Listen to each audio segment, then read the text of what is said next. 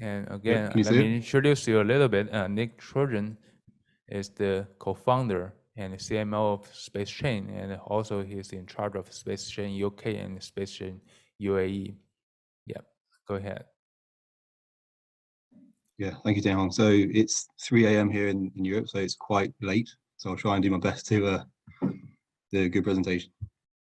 So our company is called Space Chain, and it was founded in 2017 in Beijing and Singapore, with a mission to integrate blockchain technology and space technology. So we've had so far 5 launches, 2 in 2018 and 1 and 3 in the last couple of years. So all our missions.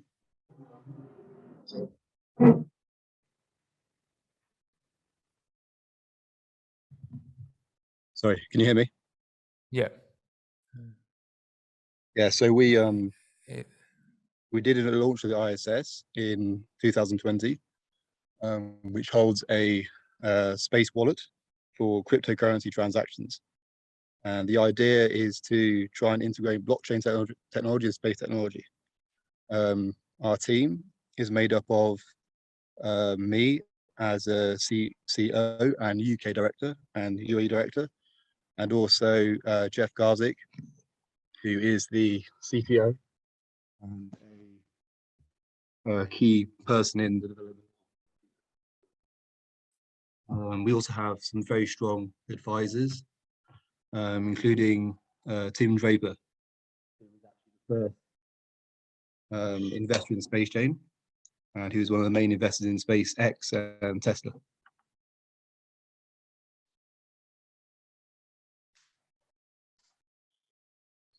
Yeah, we also have on our advisor team the Jeff Mamba, who's the CEO of NanoRacks, as well as Don Tapscott, who's a very influential person in the blockchain industry.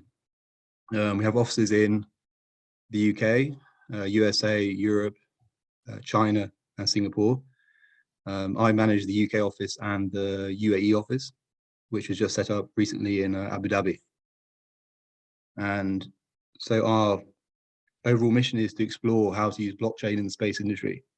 So blockchain is obviously quite a new technology, and it's not very well understood in the space industry. Blockchain is growing massively. So the blockchain market is worth now around $1.2 billion, and it is due to grow to around $23 billion in the next 2 years. And there are various applications of blockchain in the space industry, for example, Earth observation, resource pooling, and digital assets. And the blockchain industry, including digital assets, is predicted to rise in value to around $3.1 trillion by 2030. So it's an industry that has huge potential, and is something that hasn't really been exploited or tested yet by the space industry. So Space Chain has been trying to work on this. Blockchain has quite a few different applications for the space industry. So one is decentralization, private networks, so peer-to-peer transactions, using blockchain to have universal coverage, maybe away from the internet. You can use tokenization for resources. You can also explore things like using smart contracts for new types of finance. For example, DeFi, decentralized finance. And one of the key elements of blockchain is trustless. So as you've seen with digital currencies, it allows people to transact with currency peer-to-peer in a trustless manner without intervention from banks or intermediaries. Other applications of blockchain include supply chain, healthcare, finance, and there are lots of companies now around the world using blockchain for different industries. And in terms of the space industry, I think there are only a couple alongside Space Chain. Some of the applications of blockchain in supply chain are provenance, timestamping, cross-border settlement, traceability. Healthcare, you have applications for billing, supply chain, record sharing, and in finance, applications in financial products, payments, and central bank digital currencies. So when we started Space Chain, we had the overall idea and the overall ambition to try and build a decentralized satellite internet. So whereas at the moment you have companies like SpaceX, Starlink, Blue Origin, OneWeb, building huge constellations on their own, with thousands of satellites controlled by individual companies. We have the idea to try and build an open source and decentralized satellite constellation. And we were lucky that in the beginning, we got funding from Innovate UK to build this. So Innovate UK is the UK Government Innovation Office. And we won £500,000 funding from Innovate UK in a consortium with Albert Orbital, which is a company in Scotland that builds pocket cube satellites, and Add Value, which is a geo satellite company in Singapore. So with the help of Innovate UK, we're trying to build this DSI, the Decentralized Satellite Internet, and try and bring many different partners on board the project, such as CubeSats, ground stations, payload partners, etc. And one of the things we're working on with this is inter-satellite links, to see if we can develop fast and low latency inter-satellite links to build a constellation that allows satellites to communicate with each other.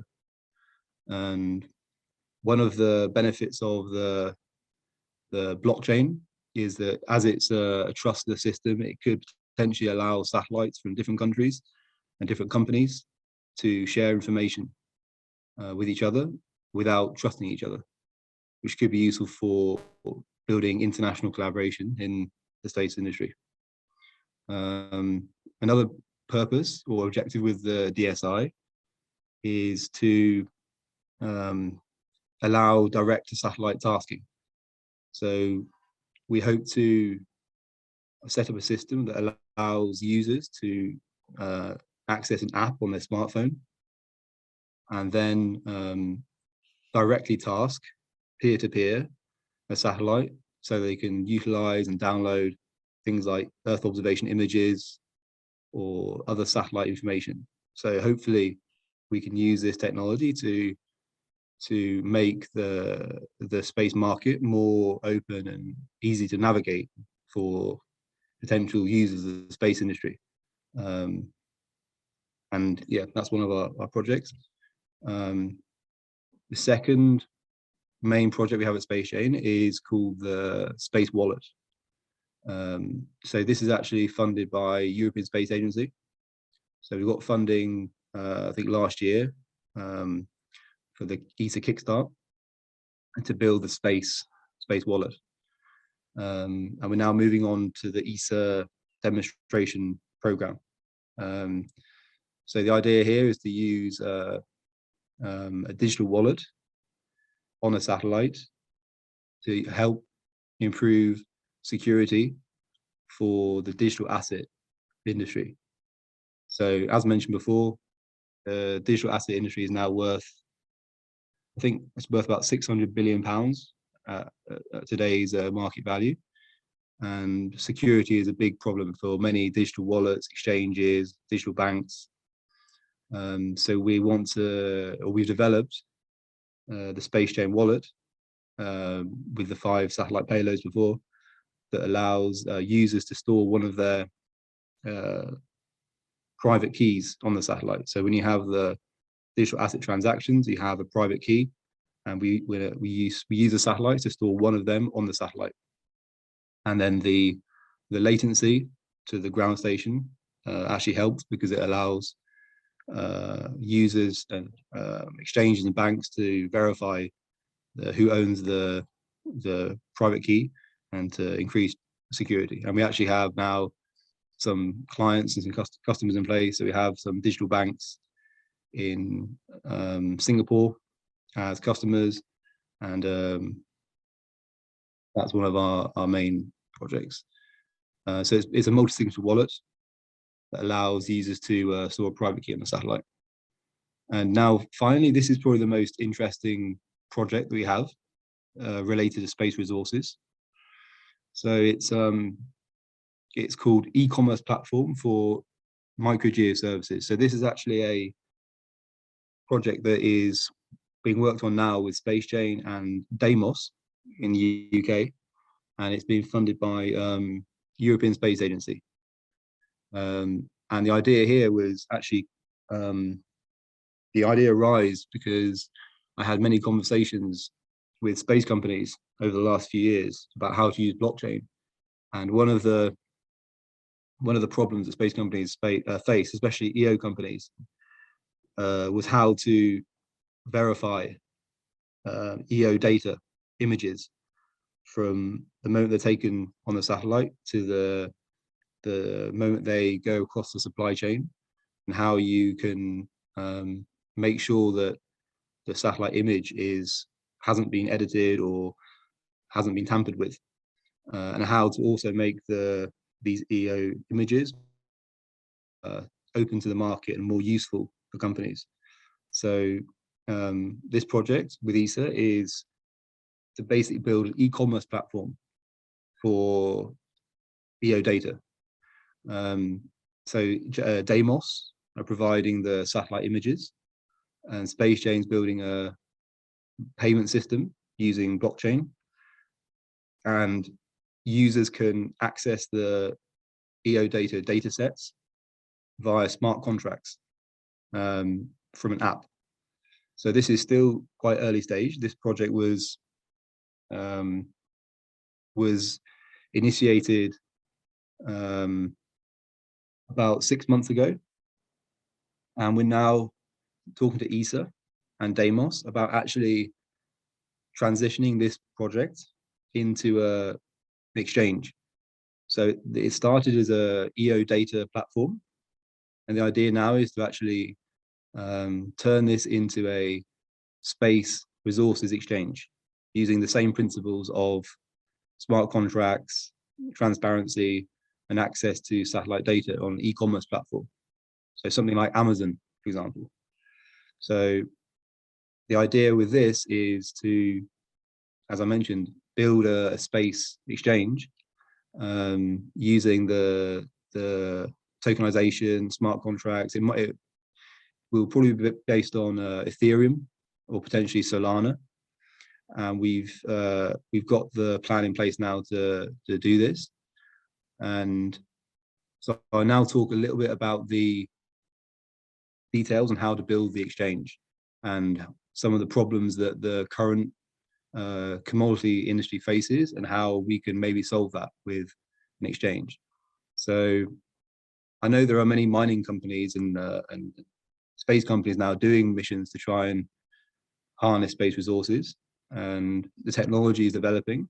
But I think, of course, there's a problem with funding and a problem with access to capital, especially for space mining missions, which are long-term and risky.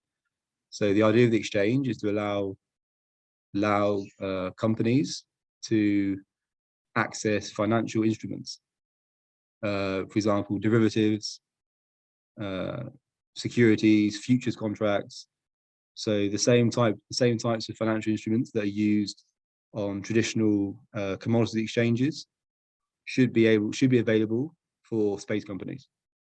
So at the moment, if you look at the current commodities trading industry, it suffers from various problems and efficiencies. It's quite a complex process. So the back end is very inefficient. You need confirmation from both parties for OTC trading. The physical trader requires letters of credit. There are high transaction costs. You've got brokerage fees, clearing fees, high collateral and capital requirements. The traditional commodity industry uses slow delivery and settlement cycles. So all the stakeholders have different information systems. So it's hard to share information and track information over the supply chain. The transfer of ownership of the securities on traditional commodity exchanges still involves paperwork, and it's slow. And also there are financial intermediaries who are taking a share of every transaction, which slows down the process. So one of the reasons why blockchain is useful is because it actually helps to remove some of these problems. For example, because it's a distributed ledger and because it's transparent and uses smart contracts, you remove intermediaries. It enables information to be exchanged openly and more transparently between partners on the exchange who use the platform. It improves trade finance because banks are onboarded on the same ecosystem, so it enables banks to verify the firm's creditworthiness. And the overall digitalization of commodity assets allows the transfer of assets in a more distributed manner. So there actually have been some moves now in the commodities industry to develop such a platform. For example, energy companies, banks have been investing in this technology. And for example, there's a consortium called EnerChain, which has been formed by various participants in the energy industry, and they're trying to trial peer-to-peer energy trading using blockchain. So yeah, this is the idea for the exchange. And I wanted to talk now just for a few minutes about some of the challenges that we face and how we might be able to work with some of the partners or potential partners in this conversation now. So one of the main challenges is compliance and regulation. So any space resources exchange needs to be compliant with laws. So we've been talking to some of our partners, especially in the UK, also in Dubai, at the Dubai International Financial Center, and in other countries that have pro-blockchain jurisdictions, to make sure that the Space Resources Exchange follows laws and follows KYC, AML, and other commodities laws. The other challenge with this exchange is that we need to work out how to classify space commodities. So on traditional commodities trading exchanges, the commodities are classified according to certain standards. So we need to work with space experts who are involved in space mining to actually classify these commodities in the right way. The other one is to explore whether the exchange can be set up as a DAO, which means a decentralized autonomous organization. So this is a type of organization that is set up using smart contracts. It allows you to input certain parameters of how the organization will function, and it removes human error, and it makes the function of the company to follow guidelines set out in software. And we also need to look at some of the things happening in DeFi, which is decentralized finance, which is one of the biggest innovations at the moment in blockchain. So there are many companies now around the world doing a huge amount of innovation in decentralized finance. And there's lots of liquidity and lots of funding available on some of these DeFi platforms. Some of the funding for, as we've probably heard, with things like NFTs, some of the funding is going towards projects that probably aren't very useful for society. So the idea here is to use the principle of DeFi to actually use the money for a very important mission, which is taking humans out into space. And so yeah, the idea is to try and use DeFi, blockchain, peer-to-peer funding, etc., to try and raise funds for the space industry, help space companies develop space mining, space resources, technology. And yeah, that's it. I'll finish. Thank you, Nick. See if we have any questions from the audience. We have two platforms for this forum. One is this Zoom, and there is WeChat video live, and we're collecting questions. Seems there's no one up to now, and I think we can just proceed to our next speaker. And Nick, you won't join the panel discussion, right? It's fine. Then thank you for your sharing. It's a wonderful presentation. Thank you.